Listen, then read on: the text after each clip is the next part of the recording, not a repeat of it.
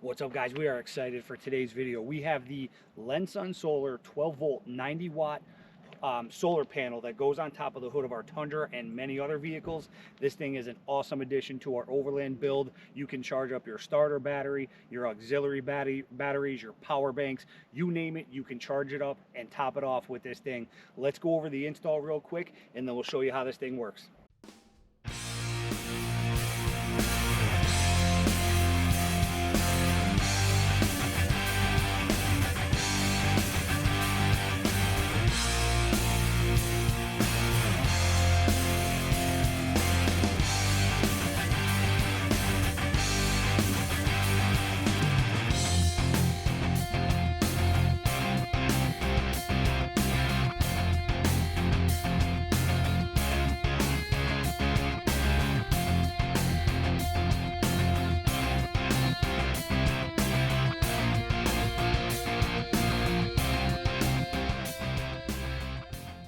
Here's everything you're going to get in the kit. Your panel itself, these are vehicle specific. Check out their website. They make them for a variety of vehicles.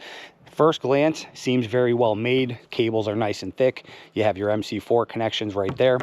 You get your MPPT solar charge controller. If you're unfamiliar with this, all it does, for the most part, it basically turns solar energy into DC energy to charge your batteries. It's basically its only function, and we'll go over, where all the wires go to and where they connect. You also get all of your instruction manuals and all that good stuff, a little thing to show you how to use the app and connect to it.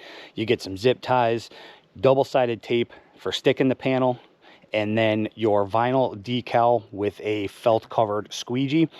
This is optional, this step with the vinyl decal. I highly recommend it though. If you don't use that decal, you're going to be sticking the panel directly to your paint if you don't use the decal. So this is just a way to protect your paint in case you ever want to remove this thing. You can pick it up, peel it off, no big deal. Your paint's going to be totally fine underneath it. So let's go over how to get all this stuff installed. It's a pretty simple and straightforward install, and then we'll go from there. All right, guys, so the first thing you want to do is you want to wash the hood really well where the panel and the vinyl decal are going to go down. So just kind of figure out where it's going to lay and wash it with, whatever, car wash soap, Dawn dish detergent, whatever the case may be. You just want to get it nice and clean. After you do that, you want to take another microfiber towel, dry it off really well. And then once it's dry, take a third microfiber towel and you want to go ahead and rub it down with rubbing alcohol. That way it's going to prep that surface. It's going to get it nice and clean. Make sure all the oil and grease, dirt, all that stuff is off of there. It's going to give you the absolute best adhesion for the vinyl decal, which in turn will also help stick the panel down as well. All right, guys, so depending on your vehicle, this is what your vinyl decal is going to look like. Obviously, different shapes or designs for different vehicles. One tip I can give you, and this is probably going to be one of the biggest tips I can give you to make this install as easy as possible. When this comes shipped, it comes in its own tube-shaped box, and they have it rolled kind of backwards. It makes it very hard for it to lay flat. So when I saw that, what I did was I took it out of the box, I reverse rolled it. So in other words, to get it to lay flat, as you can see, I'm not really even helping it, and it's laying nice and flat. I reverse rolled it, taped it to keep it that way, and put it in the sun for about an hour. And now you can see it's going to make it much easier to get this thing positioned and on the hood where we want it. So what I'm going to do is I'm just going to kind of test fit it at first, and then we're actually going to use painter's tape, which I'll give you a look at to make sure it's all nice and centered before we go ahead and secure it down. All right, so basically I'm just trying to get an idea of how this is going to lay. What we're going to do is we're actually going to use some soapy solution underneath it and on the back side of the decal. So that way, when we put it down, we'll be able to kind of maneuver it a little bit, and then we'll use that felt tip squeegee to get all the water out from underneath. All right, guys, this is going to be interesting with this wind blowing. So I have my Dawn dish. It's kind of like basically just warm water with some Dawn dish soap in it. I'm going to spray the hood. We're going to carefully peel this back because as you take the black decal off of the backing, you do not want that decal to touch itself or overlap because it's pretty much going to be ruined. So wish me luck. Here goes nothing in this 20+ mile/hour wind.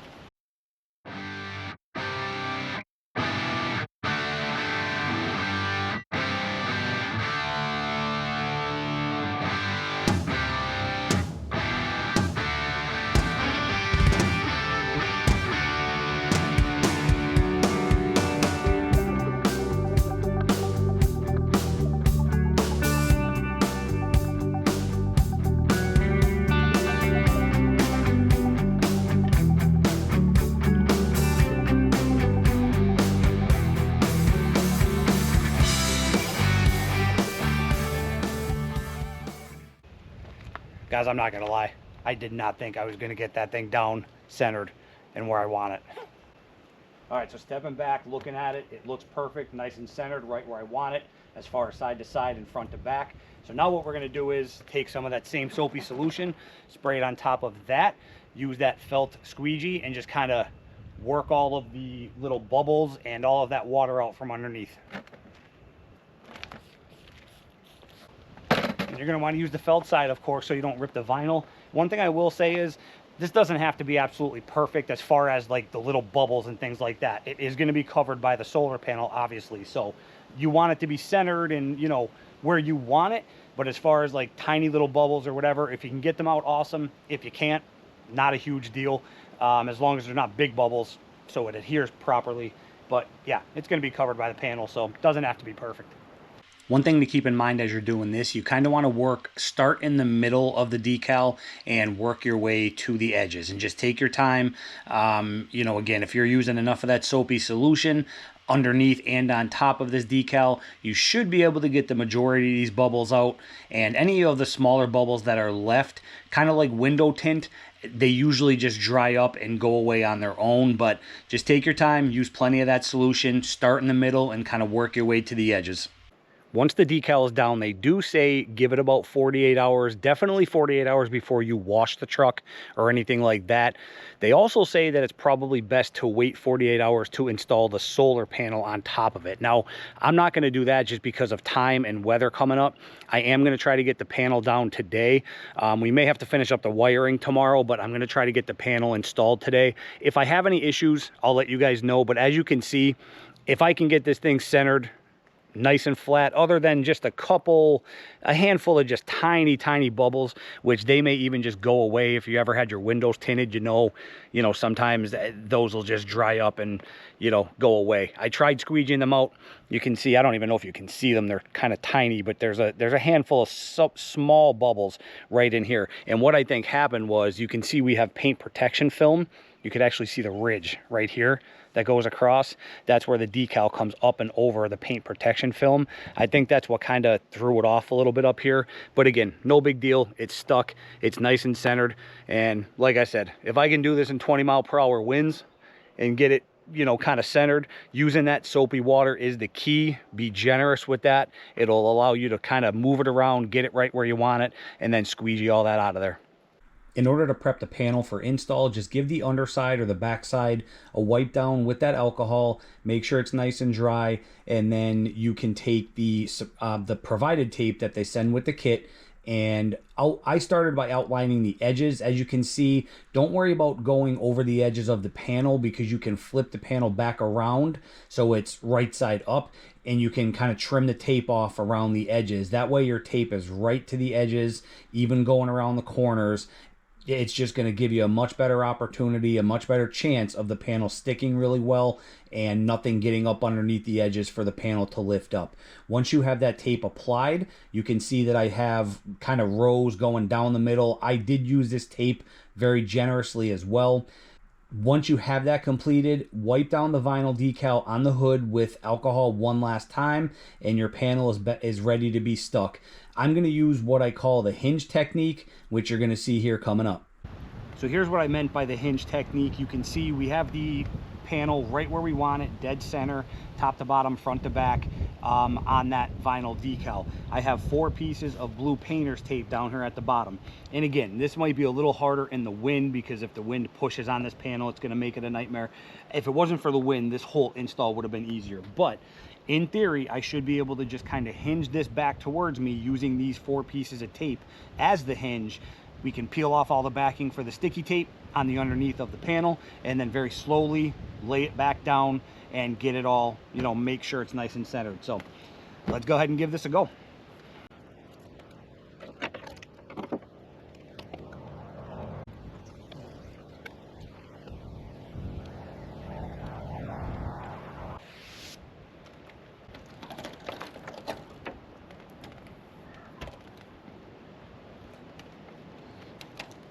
Now again, going down, we're going to be very careful and watch the edges to make sure everything looks like it's being centered.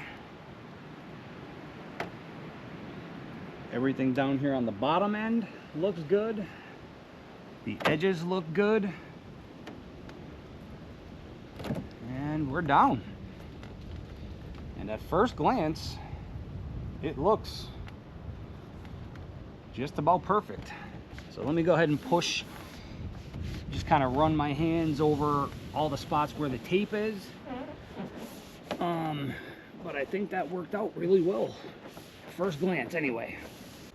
There it is. That hinge technique works out perfectly. Take your time. If you have a second person, it would be even easier. And as I mentioned, if you're not doing it on a really windy day, but you can see that thing is just about perfectly centered. My OCD is going to be happy with that. It's stuck down really well. If I have any trouble with that adhering, I will let you know. Now, the instructions do recommend that you take some weight, whether it be sandbags or weights, whatever you have. And what I would do is put a blanket down over the panel so you don't damage anything on the panel, and then put some weight on top of the blanket to really let that tape adhere. Unfortunately, I don't have that kind of time. I actually have to go to work today. Again, if I have any trouble with adhering, I will let you guys know, but just be aware the instructions do say that you should put some kind of weight over the panel for about 24 hours or so to make sure that tape really adheres to that vinyl decal. Here we are next day, guys. Good news, the panel and the tape lasted on my drive to and from work, which is about an hour each way, so about 2 hours round trip, hitting highway speeds. No issues with the tape sticking. Because I didn't have time to do that recommended step of putting weight on there to hold that down. Anyway, stayed perfectly. That tape seems like it's going to work out great. No worries there. Let's wrap the video up by installing the MPPT. This step is optional. I actually don't need this in my setup because we have an auxiliary battery set up in the back in the bed of the truck, and we already have a charge controller, but I am going to put this underneath the hood, and I'll show you why. I'll also walk you through how to install this. It's very simple, to be honest. In case you don't have an auxiliary battery set up and you need this installed, I'll show you how to do it. Super easy, very, very simple to do. First thing you need to do is pick a location for your charge controller. Now, obviously, you want this to be away from anything that's extremely hot or moving. Right here on top of the fuse box is the perfect location. So if you have room, if you don't have anything there, perfect spot for it. I just have it down with the double-sided tape that they provided. If it's strong enough to hold that panel, it's definitely going to be strong enough to hold this little box. The wiring coming off of it, very simple. The furthest two to the left, so these two wires right here, these are the positive and negative that you're going to run to your battery. Okay, again, I'm not going to be doing that. Stick around to the end if you want to see why I don't need to. But you're going to take these just right to your battery. Red goes to positive, black to negative. It does have a 15 amp inline fuse already in place. If I could pop the top off, there you can see it. Okay, so just make sure that fuse is intact. The next set of black and red wiring right here, the short set, this is if you want to connect any kind of accessory directly to your charge controller, whether it be a light or whatever the case may be. We're not going to be doing that, so what I'm going to do is just going to snip these off and cap them. There you can see what I mean. Cap them and tape them off, just in case we ever do want to use them in the future. The next set of wiring is your MC4 connections. So you can see, hopefully in frame, basically the MC4 connections that are on the solar panel itself on the hood. I just have that wiring ran down, zip tied it along to existing wiring, and you can see you have your male and female connections. So basically we're just going to put the male to female from the solar panel to the charge controller. Now our panel is connected to our box. Now this last little piece of wiring right here, we don't have to do anything with. That's actually just a temperature sensor. So that's all you need to do to hook up this solar panel. And I apologize about the wind if it's blowing in the mic. It is blowing again today like it was yesterday. At this point, you're ready to download the app, which is called Solar Life. I'll put a picture on the screen. So I'll do a little recording here, put it on the screen for you so you can see the app itself. I'm using this, pretend this is your car battery or your truck battery, whatever the case may be. Again, I'm gonna go over my setup. If you wanna stick around to the end, I'll show you why I'm not connecting this. But in most applications, you're gonna run that positive and negative that I showed you off the charge controller to your vehicle battery, okay? So just pretend this is my truck battery just for argument's sake. So you're up and running. It's charging the battery. I'll do a little screen recording real quick and put it on your screen so you can see. I'm in the Ionic app, so you can see that it's actually charging this battery. So let me just show you that real fast. If you look down at the bottom, this is my ice fishing battery. It's a 30 amp hour. It's the only thing I use this battery for. If you look down at the bottom, you can see right now it's only getting, first off, the battery's 100% charged, so it's not gonna take a whole lot of power. But you can see at the bottom, right now it's only getting about 8 watts of power. But again, the battery's already fully charged and it's overcast. The sun's not even out right now. So, but just to show you that it is working. So let's go into the Solar Life app. I'll show you that real fast. And then as I mentioned, if you wanna see how I'm gonna use this entire setup and why I don't need that charge controller, stick around to the end. I'm gonna put a screen recording from my phone onto your screen so you can see exactly what I'm doing. So let's just go ahead and click on the Solar Life app. You can see what it looks like when it opens up. Anything that's in the area that has a Bluetooth capability, you're gonna see listed here. So you're gonna scroll down and look for Solar Life. You're just gonna click on that, and this is gonna connect you to your charge controller. Okay, so in here, you can see exactly what it's doing, how much power it's putting out, basically what your battery voltage is at, anything you want to see. The one thing that you want to do first, whatever type of battery you're charging, whether it's lithium, AGM, lead, whatever the case may be, you do want to make sure you have that set properly. So at the top of the screen, if you click on parameter settings, and then in the middle of the screen where it says battery param, if you click on that, right underneath in top middle where it says LI, that's lithium. So if you click on that LI, you can see on your screen that you're going to get your options. So if you're charging an AGM, just click on AGM. It's going to tell the charge controller what type of battery you're charging. Okay, I'm not going to go over this app in too much detail. There's a lot of information in here, honestly. It literally just tells you exactly what your charge controller is doing at any given time. You just do want to make sure you have the proper battery selected. Just real quick, I'll click through here so you can kind of just see the screens. But as I mentioned, I mean, there's just a ton of information in here, so you can mess around with it. It's that easy to connect to it. You know, really effective app if you're going to be using this charge controller for sure. All right, guys, if you're still watching, that means you want to see how I'm going to utilize the LenSun solar panel to keep our auxiliary batteries in the bed of the truck topped off and charging whenever that sun is out. Before I go any further, though, I have to say, functionality aside, I absolutely love the way this thing looks on our truck. I don't know if it's because of the lunar rock color, whatever the case may be. I just had to throw that out there because function aside, this thing actually looked pretty sweet on the truck. Let me show you the battery system that we're dealing with, and then I'll show you how easy it is to connect it and make sure these things are topped off at all times.